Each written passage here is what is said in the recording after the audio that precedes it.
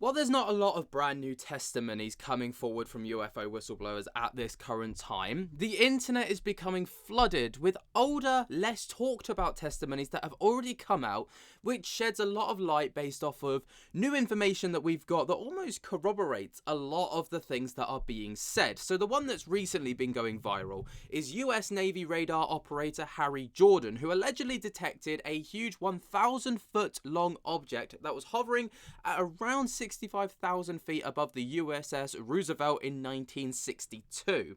Now, this is a really interesting testimony, and, it comes from a very reliable source. So Harry Allen Jordan is a US Navy radar operator who served aboard the USS Franklin D. Roosevelt in 1962. And according to his testimony, while operating radar equipment during a Mediterranean cruise near Sardinia, he detected a large object estimated to be approximately 1,000 feet long, hovering at an altitude of around 65,000 feet.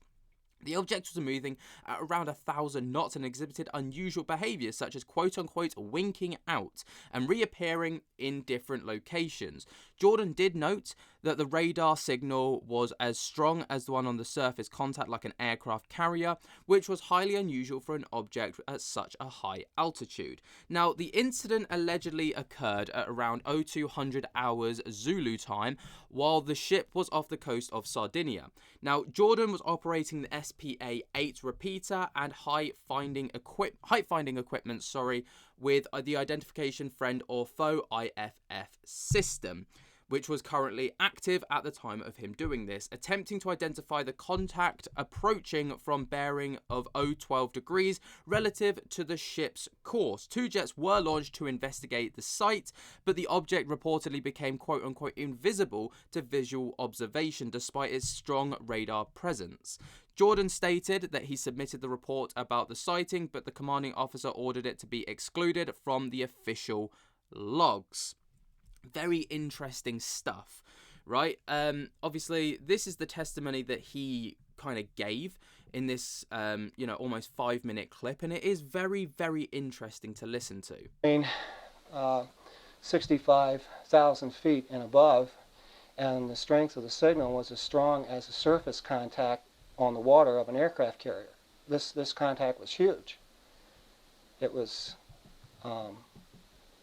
got my attention and the attention of others that were on watch. There were 4 enlisted on watch and 2 officers at the time that this occurred. We challenged it and checked the codes out. It was not commercial, and then it began to move fairly slowly at first, and then very quickly. It was doing better than 1,000 knots. The first time I picked it up, it was hovering, it was stationary. Then it was doing about 1,000 knots. Then we contacted, it was over 500 miles away. And that high up, even though horizon line is at 18 miles on the Earth, when you have that high in altitude, you can detect aerial contacts at a much greater distance than line of sight, or UHF, let's say, communications. And so anyway, in this particular case, it was showing up on height-finding equipment, and it was showing up on radar equipment.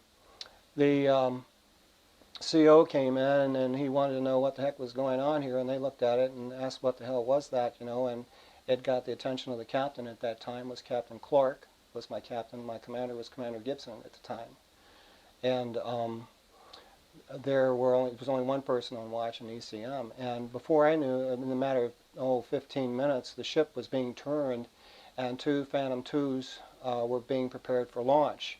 Now, I got on a set of headphones, and I'm on a SPA-8 repeater now, and I'm listening to communications between the pilot and the CO flight ops.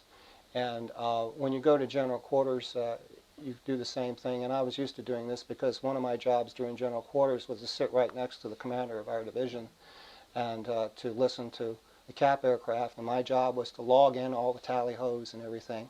My job was as recognition expert also to be able to identify different types of Navy ships, foreign ships, commercial ships, maritime ships, and aircraft. Not only electronically, but visually. Be familiar with electronic fingerprints. In any event, the Phantom IIs went to afterburners, and they were about 100 miles or so away from this contact and turned on their conical scan radar to lock on, and it winked out. Just disappeared. I could see the two Phantom 2s on my scope, and this thing winked out. They flew around for about 10 minutes, and then they headed back to the ship. Now understand, this is normally they spot aircraft on the deck, but they always keep the side ramp. You can launch 3 catapults on the Roosevelt. You can launch the 2 forward catapults were, at this time, were occupied with aircraft spotted on the deck, and they launched these Phantom 2s off the angled catapult, and then they recovered them. And after they recovered them, about 35 minutes later, after they landed on 35 minutes later, and everybody's settled down, this thing winks back on again, and it's about 12 to 15 miles from the ship, hovering at about 30,000 feet. It's a clear night, stars are out, and the lookouts, I can talk to them on my headphones here. Everybody's connected. Your air plotter, your surface plotter, your officer, your flag plot, the captain or whoever the officer of the watch is up in the conning tower.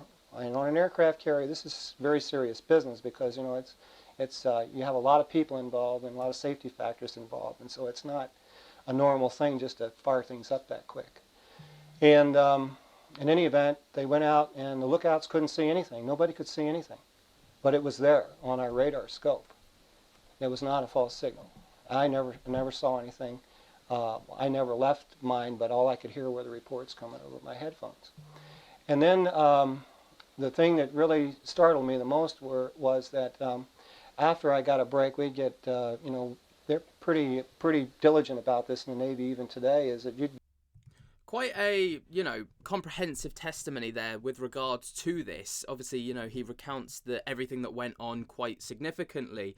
But it is worth noting for sure that Jordan, who served in the Navy for 6.5 years, was trained in operation intelligence and electronic countermeasures and held classified clearance. His account is part of a broader testimony compiled by UFO researchers, notably Dr. Stephen Greer, founder of the Disclosure Movement, and Jordan's testimony also includes claims of harassment after he overheard Space Shuttle STS-48 communications in the 1980s via a ham radio, where personnel allegedly discussed observing an alien spacecraft.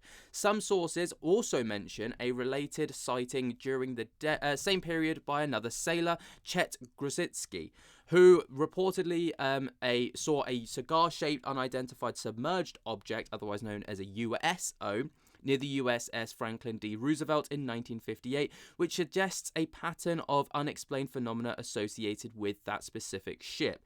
Now, on the other hand, skeptics do argue that such radar contact could result from an atmospheric phenomena, equipment malfunctions, or classified military technology, though Jordan's training and experience lend credibility to his observations, and no official Navy documents have been released publicly to corroborate the incident, and exclusions of the report from the logs, as Jordan claimed, complicit verification.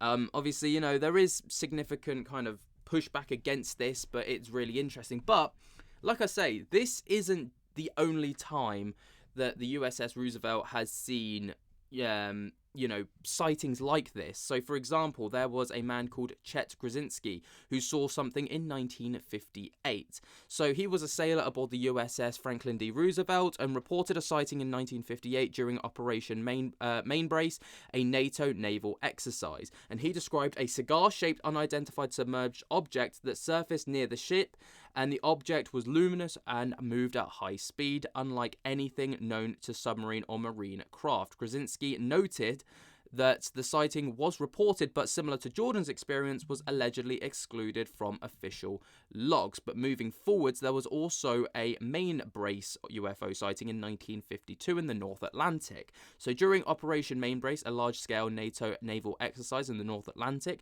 multiple personnel across various ships reported sightings of luminous triangular-shaped objects in the sky. These sightings stretched from Denmark all the way over to Scotland, with reports of objects moving at high high speeds and altitudes beyond the capabilities of the 1950 aircraft at the time, and some accounts describe objects maneuvering in a way that defied all known aerodynamics at the time. And then, of course, we've got the USS Nimitz UFO encounter of 2004.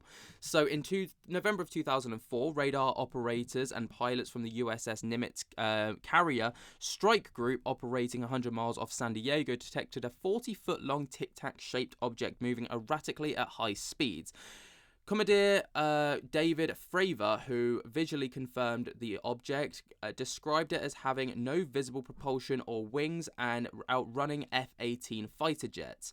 Radar data, from the USS Princeton, corroborated the sighting, showing the object descending from 80,000 feet to sea level in just seconds. But obviously, there was one quite significant moment there that we spoke about that got Jordan in a hell of a lot of trouble, Harry Jordan, which was the STS-48 shuttle incident of 1991, where Harry Jordan heard some serious claims over a ham radio. So let's just talk about that for a second. So Jordan claimed that years after his Navy service, he overheard Space Shuttle STS-48 communications via a ham radio in 1991. He reported hearing astronauts discussing observing alien spacecraft. Following this, he allegedly experienced harassment, suggesting an interception was noticed by authorities. The STS-48 mission is notable for video footage showing objects moving in space, which UFO researchers, including Dr. Jack Kasher, claim depict UAPs. NASA later attributed to these ice particles or debris, but controversy still persists. So it's a really interesting testimony from a man that has been, very involved within the UFO space and kind of, I suppose whistleblowing to a great detail what he's experienced, and from the accounts and based off of other things that have been seen off of the USS Roosevelt, it adds a lot of weight and credibility to what he's saying. But again, much like other testimonies that we've seen recently, there is no smoking gun, which a lot of people will say is absolutely required if you're going to make such bold claims. But what do you guys think? Let me know your thoughts and opinions down in the comments below. While you're down there, jump to get the hell out of that like button and subscribe. And until next time, I'll speak to you later. Peace.